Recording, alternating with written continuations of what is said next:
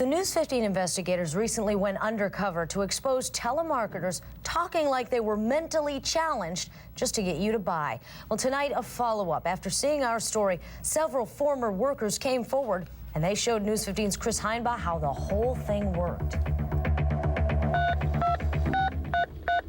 My name is George.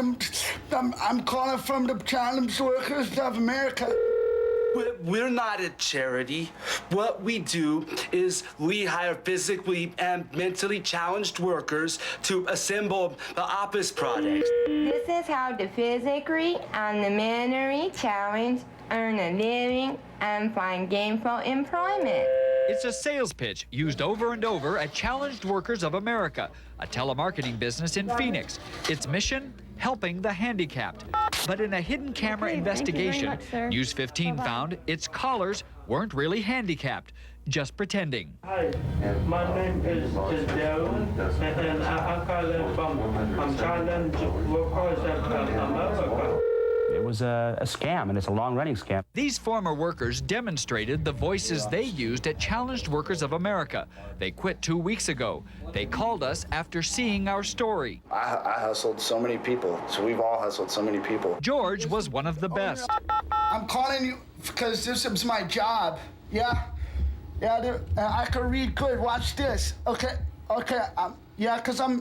That's what I do. I call in you because that's my job.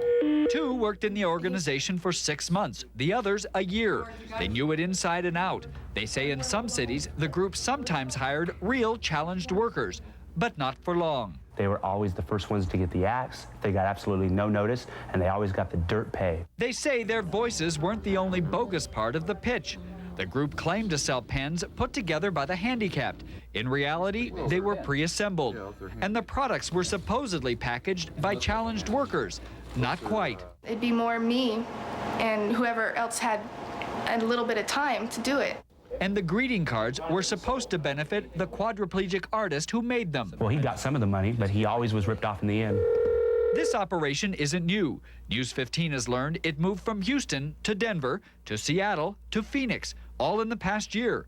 And always at the center, this man, Michael Curtis. Sir, would you please just take a moment to talk with us? Curtis wouldn't speak to us. He's closed up shop and left town.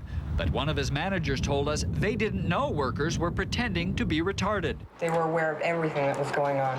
It's just they were there day in and day out. Yeah. Of course. They were aware of everything. These workers are not innocent players. In fact, the business is licensed in Derek Gregory's name. I was the puppet business owner. They say they got out when guilt got the better of them. Are you proud of your participation? No, absolutely not. Absolutely not. I want to make sure that this man doesn't do this in any town. Basically, you want him put out of business. Yeah, absolutely. I think he should be out of business. So why did these folks come forward? Well, guilt is one reason. Getting even is another. When Michael Curtis left town, Derek Gregory says he got stuck with $18,000 in unpaid bills. As for Michael Curtis, he has left the state and is reportedly trying to cash the checks he got from Phoenix businesses.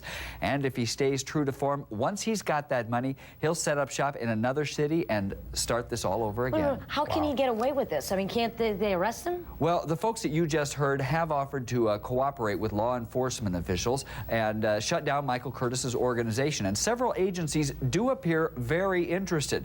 Whether they'll be successful, though, time will tell. All right. Thanks, Chris.